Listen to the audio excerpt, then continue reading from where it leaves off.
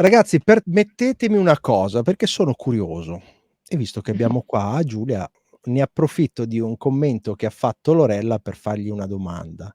Allora lei Mh-mh. dice: "Se il tempo non esiste, potremmo vivere più vite simultaneamente?"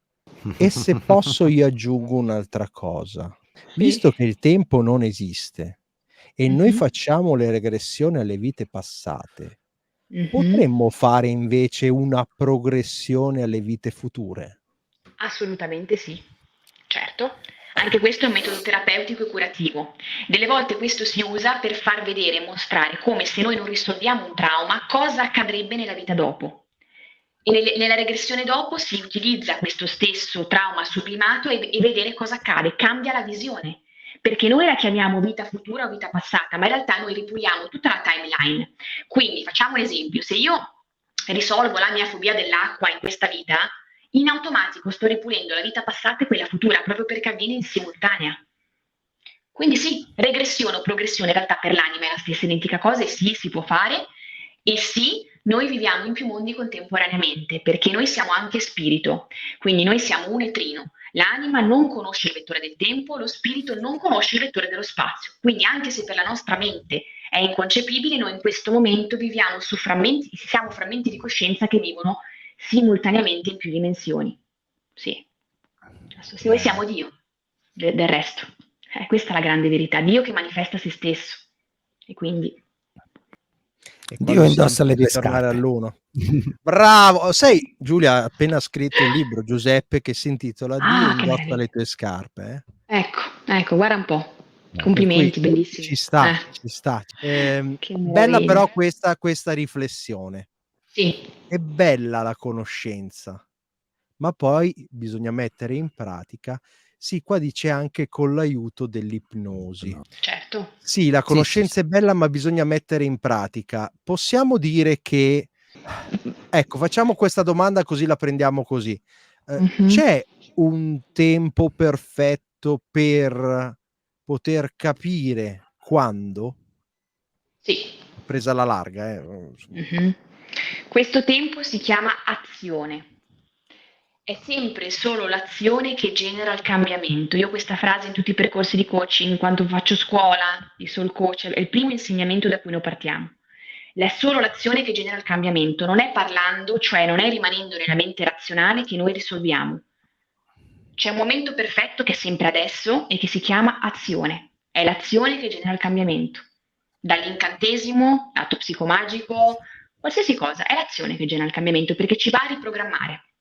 Tra le altre cose io stavo guardando anche una roba, nel senso che un po' di storia dell'ipnosi regressiva, no, Mhm, che già nel 1957 questo Money ha mhm. incominciato che lui non era un ipnologo, si definiva un ipnologo dilettante. Per Ah, che cui pensa, meraviglia. ha incominciato a vedere in alcuni suoi pazienti, Mhm, questi stati di coscienza dove parlavano di vite passate. mhm.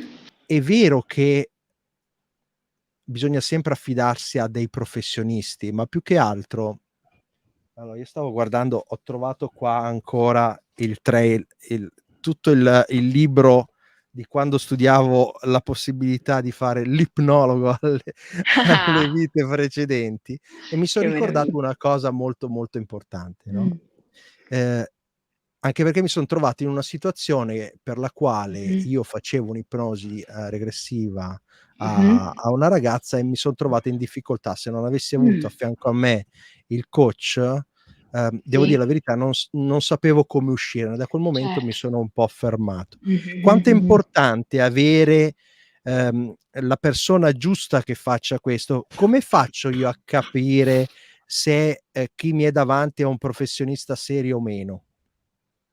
E la risposta è sempre una, fidarci del nostro intuito. Il nostro intuito non sbaglia, noi sentiamo se quella persona in quel momento è la persona giusta per noi. Quindi è l'unico metro di misura è sempre dentro di noi, quindi sentire se quella persona è quella giusta e noi come professionisti ovviamente, come tutte le cose, questo non vale soltanto per la regressione, quando noi facciamo qualcosa dobbiamo essere al massimo, no? Quindi noi in quel momento lì siamo una guida, quindi noi dobbiamo essere assolutamente centrati e dobbiamo essere pronti a saper guidare.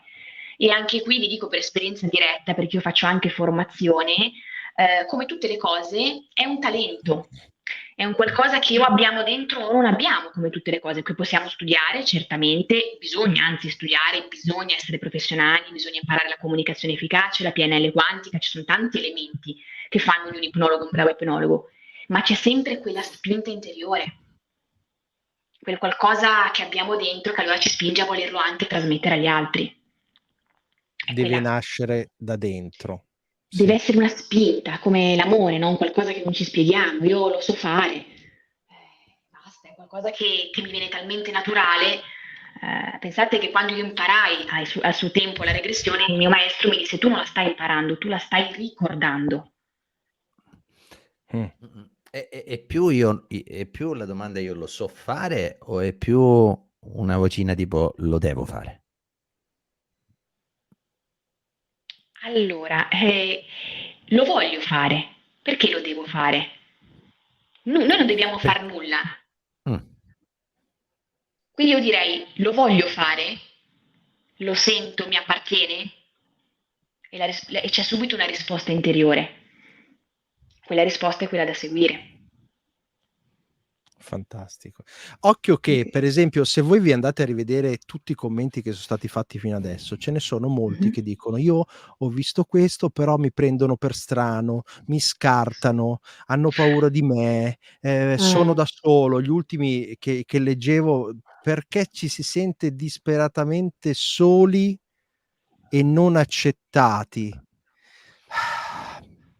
Beh, noi nel nostro piccolo abbiamo creato Parliamone per questo, proprio perché qua non sei né solo e né non accettato. Esatto. Ehm, e questo è un piccolo passo, ma Mhm. dovete farlo anche voi con chi vi è vicino, ragazzi, perché, delegare solo agli altri non è una cosa sempre corretta e giusta. Non mi sento accettato, non mi sento solo perché facciamoci delle domande e cerchiamo di arrivare all'azione, perché poi alla fine è l'azione quella che fa qualcosa. Giuseppe ha molta più esperienza di me in questo settore perché fa consulenze a decine, centinaia di persone, ne ha fatte un sacco. Ehm, Ah, cos'è che può scaturire questa cosa qua? qua anche Giulia può dire tanto perché, anzi, probabilmente adesso gli passo la palla. La domanda che io ho per Giuseppe è questa: perché devi essere accettato? Perché probabilmente c'è qualcosa di te che non accetti tu. Gli altri non ti devono accettare, tu devi essere. Poi ci sono quelli che sono nella tua energia e quelli che non sono nella tua energia. Se il tuo timore è quello di essere accettato, sei tu che non stai accettando qualcosa di te. Nessuno ti accetta, semplicemente ti riconosce, siamo tutti diversi.